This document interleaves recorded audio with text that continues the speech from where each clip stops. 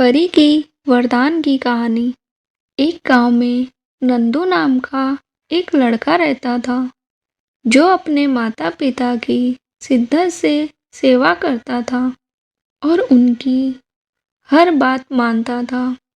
नंदू मन लगाकर पढ़ाई करता था और हमेशा सबकी मदद करने के लिए तैयार रहता था। गांव के सभी लोग उससे बहुत प्यार से रहते थे। नंदू के पिता दिन भर फेरी लगाकर सब्जी बेचते थे और उसकी माँ घर संभालती थी। उसकी एक छोटी बहन भी थी जिसे वह बहुत प्यार करता था। उसके पिता की कमाई से घर का और पढ़ाई का खर्चा निकल जाता था। स्कूल जाने से पहले नंदू सुबह सारी सब्जियां धोकर ठेले पर सजा देता था, जिससे उसके पिता को मदद मिल जाती थी। एक दिन उसके पिता बारिश में भीग गए और बीमार पड़ गए।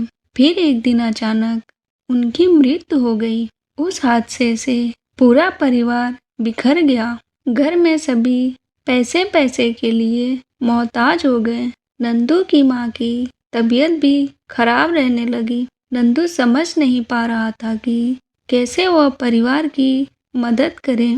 नंदू ठेला लगाना चाहता था, लेकिन अभी वह सिर्फ 8 साल का था। इतनी कम उम्र में वह इस काम को नहीं संभाल सकता था। नंदू ने अपनी माँ से रामायण, महाभारत के साथ साथ दिव्य चमत्कार की कहानियां सुन रखी थी। उसके मन में विचार आया कि भगवान तो सभी की मदद करते हैं, उसकी भी मदद जरूर करेंगे।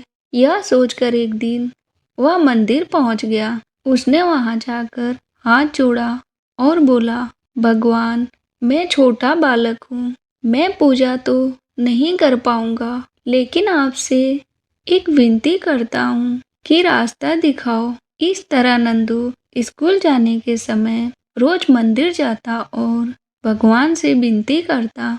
इस तरह करते करते उसे कई महीने गुजर गए।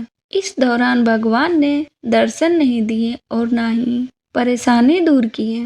कभी कभी नंदू निराश हो जाता कि उसे पूजा करना नहीं आता, इसीलिए भगवान दर्शन नहीं दे रहे उसे, वरना भगवान तो सबकी मदद करते हैं। फिर भी उसने मंदिर जाना और पूजा करना नहीं छोड़ा।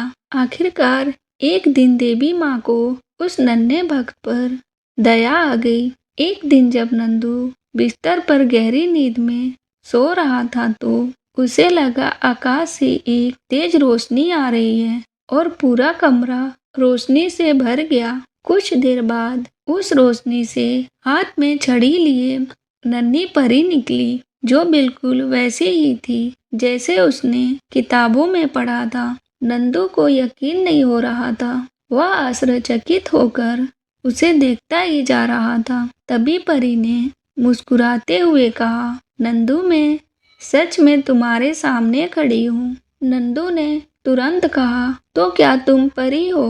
परी ने मुस्कुराते हुए कहा, हाँ, मैं परी हूँ। तुम यहाँ कैसे? हड़बड़ाहट में नंदू की आवाज नहीं निकल रही थी। परी ने फिर हंसते हुए कहा, नंदू, मुझे देवी माँ ने भेजा है। नंदू देवी माँ की नाम सुनकर बहुत खुश हुआ और बोला, क्या सच में देवी माँ ने भेजा है तुम्हें? परी बोली, हाँ नंदू, बोलो, तुम्हें क्या चाहिए? नंदू खुशी से चिल्लाते हुए बोला, अगर तुम्हें सचमुच देवी माँ ने भेजा है तो मेरी माँ को ठीक कर दो। परी बोली, ठीक है नंदू, कल तक तुम्हारी माँ ठीक हो जाएंगी, लेकिन मैं तो तुम्हें वरदान देने आई थी, तुमने अपने लिए कुछ नहीं मांगा। नंदू बोला, मेरी माँ ठीक हो गई तो पूरे परिवार की वह खुद ही देखभाल कर लेंगी। बच्चों पर पहला अधिकार माँ का होता है, इसीलिए मैंने माँ के लिए मांगा। परी खुश होकर बोली, नंदू, तुम बहुत अच्छे हो, तुम मुझसे एक और वरदान मांग सकते हो। जिस पर नंदू बोला, परी, मुझे ऐसा वरदान दो कि मैं बड़ा होकर अच्छे रास्ते पर चल सकूं। परी ने खुश होते हुए नंदू को एक अंगूठी दी और बोली, इसे पहनकर जो मांगोगे वह तुम्हारी मुराद पूरी करेगी, लेकिन जिस दिन गलत काम के लिए इस अंगूठी का इस्तेमाल करोगे तो इसकी शक्ति खत्म हो जाएगी। एक बात और, इस अंगूठी का जिक्र तुम किसी से भी मत करना, वरना गायब हो जाएगी। ऐसा कहकर परी वहां से चली गई। सुबह उठकर जब नंदू ने देखा तो अंगूठी उसकी उंगली में मौजूद थी। उसने देखा कि माँ पूरी तरह से ठीक हो चुकी हैं और घर के काम कर रही हैं। वह अपनी माँ को सारी बात बताना चाहता था,